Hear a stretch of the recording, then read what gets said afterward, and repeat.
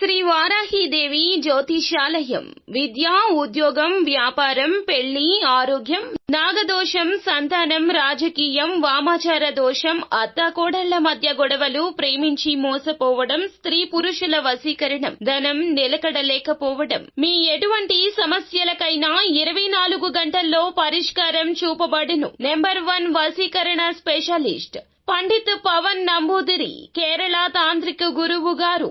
ఎక్కడి వారికైనా ఒక్క ఫోన్ ద్వారా వెంటనే పరిష్కారం చూపబడును. Phone number 9043637512. ఛానల్లోకి తిరిగి స్వాగతం. ఏప్రిల్ మాసం 16వ తేదీ అనగా బుధవారం తిథి. ఈ రోజున ధనుస్సు రాశి వారి జాతకులు, మీ వీధిలోని ఒక స్త్రీ మీకు ఫోన్ కాల్ చేస్తోంది. అది కూడా రాత్రి 7 గంటలు దాటిన తరువాత. అసలు ఏం జరగబోతుంది? ఆ స్త్రీ మీకు ఎందులకు గాను ఫోన్ చేస్తుంది? ఫోన్ ద్వారా మీకు అందబోయేది ఎటువంటి వార్త? ఎటువంటి పరిణామాలు కలగబోతున్నాయి? తదితర అన్ని వివరాలు ఈ వీడియోలో తెలుసుకుందాము. వీడియో నచ్చితే లైక్ చేయండి.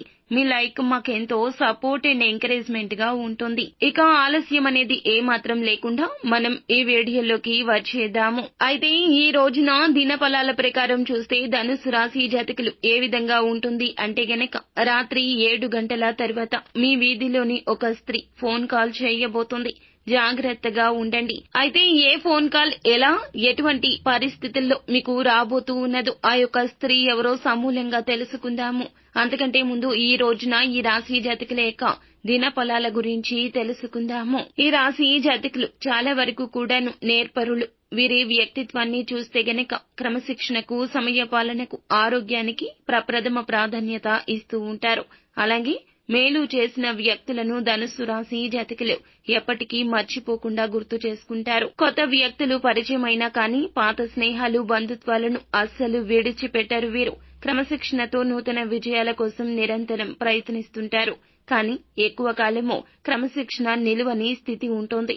అయితే ఈ 2025 సంవత్సరము ఏప్రిల్ మాసం 16వ తేదీన ఈ రాశి వ్యక్తులకు చూస్తే గనక రాత్రి 7 గంటలు దాటాక ఒక ఫోన్ కాల్ వీరి నుంచే రాబోతోంది. మీ వీధిలో ఉన్న అపరిచిత స్త్రీ కావచ్చు, లేదా పరిచయమైన స్త్రీ కావచ్చు, వారి నుంచే రాబోతూ ఉన్నది.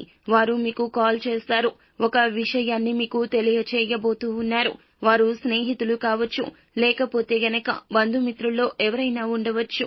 కానీ మీరు ఒక విచారకరమైన వార్త అయితే వినబోతున్నారు. ఈ యొక్క పరిస్థితి కలగబోతుంది. లేదా వారికి సంబంధించి ఏదైనా ప్రమాదం గురించి, ఆ విషయాలు చెప్పడం గురించి కావచ్చు, లేదా వారికి సంబంధించిన గొడవ గురించి కావచ్చు, మిమ్మల్ని మధ్యవర్తిత్వం గురించి పిలవచ్చు, లేదా ఏదైనా సహాయం రీత్యా అర్థించడం కోసం ఫోన్ కాల్ చేయొచ్చు, లేదా ప్రేమిస్తున్న అమ్మాయి కావచ్చు. ఏ విధమైన పరిస్థితి అయినా కూడాను ఎదుర్కొనేందుకు సంసిద్ధంగా ఉండండి. అనవసరపు చిక్కుల్లోకి వెళ్లే ప్రయత్నం అస్సలు చేయొద్దు. ఒకవేళ వారు మీకు కాల్ చేసి వారు ఏదైనా మాట సాయం అడిగినా, చేత సాయం అడిగినా కూడాను నిరాకరించకుండా ఆ యొక్క పరిస్థితి తెలుసుకునేందుకు ప్రయత్నించండి. వీలైతే మీకు ఎటువంటి సమస్య లేదు అనుకుంటే ఆ యొక్క పరిష్కార మార్గాన్ని సూచించండి. అంతే తప్ప ఆర్థిక పరంగా కావచ్చు, లేకపోతే మధ్యవర్తిత్వం పరంగా కావచ్చు, ఎటువంటి సహాయం చెయ్యడానికి అస్సలు వీలు లేదు. ఈ రోజున అపరిచిత స్త్రీ అయిన మీ వీధిలో ఉంటున్న ఈ స్త్రీ ఎవరైనా కావచ్చు, స్నేహితురాలు కావచ్చు, బంధుమిత్రులు కావచ్చు, ఎవరైనా కావచ్చు. ఈ రోజున మీరు ధన సహాయం చేయొద్దు, మాట సహాయం చేయొద్దు. ఈ రోజు అప్పు ఇవ్వడము, అప్పు తీసుకోవడము రెండు ఉత్తమం కాదు. అలా కాకుండా వారు ఏదైనా ఒక సలహా చెప్పి ఆ సలహా మిమ్మల్ని పాటించమంటూ చెప్పినా అస్సలు వినొద్దు. అంటే నూతన పెట్టుబడుల రీత్యా కావచ్చు, లేదా వారి కోసం ఏదైనా ఒక విషయం గురించి తెలుసుకునే ప్రయత్నం చేయమంటూ ఇలా ఏదైనా ఒక సాయం అడుగుతారు. అటువంటి సాయం నుంచి వీలైనంత వరకు బయటపడండి.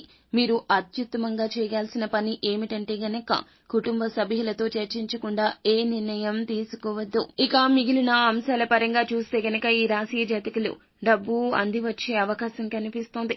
ఎవరి దగ్గరైనా ఈ రోజున మీరు లోన్ల కోసం ప్రయత్నం చేస్తున్నట్లయితే గనక ఖచ్చితంగా ఈ రోజున దానికి సంబంధించి శుభవార్తనే వింటారు. అంటే ఈ రోజు ధనం అందుతుంది అని కాదండి, మీ యొక్క ప్రయత్నం ఫలించబోతుంది అన్నట్లుగా ఆ భగవంతుడు అవకాశాన్ని ఇవ్వబోతున్నాడు. అలాగే కుటుంబ సభ్యుల్లో కానీ, బంధువుల్లో కానీ ఎవరైనా మిమ్మల్ని ద్వేషిస్తున్న వ్యక్తులు ఉంటే గనక ఈ రోజు సఖ్యతగా మీతో మాట్లాడతారు. ఇది మీకు చాలా సాటిస్ఫాక్షన్ అందిస్తుంది. ఇక ఈ రోజున గోచార రీత్యా మిశ్రమ ఫలితాలైతే కనిపిస్తున్నాయి. కానీ ఫోన్ కాల్లో వచ్చే ఆ యొక్క స్త్రీ మాత్రం విచారకరమైన వార్తను కూడా చెప్పే అవకాశం కనిపిస్తుంది. కాబట్టి ఏమిటంటే అన్ని విషయాల గురించి భగవంతుణ్ణి ప్రార్థించండి. వ్యాపారస్తులకు సాధారణ ఫలితాలున్నాయి. ప్రతికూలతలు అనుకూలతలుగా మార్చుకోవడానికి శివారాధనతో పాటుగా సుబ్రహ్మణ్యేశ్వర స్వామి ఆరాధన కూడా మీకు మేలు చేస్తుంది. శుభతిథి ఉన్న మంగళవారం తిథి నాడు హనుమంతునికి పొడవాటి వస్త్రం సమర్పించండి. నెయ్యి దీపాన్ని వెలిగించండి.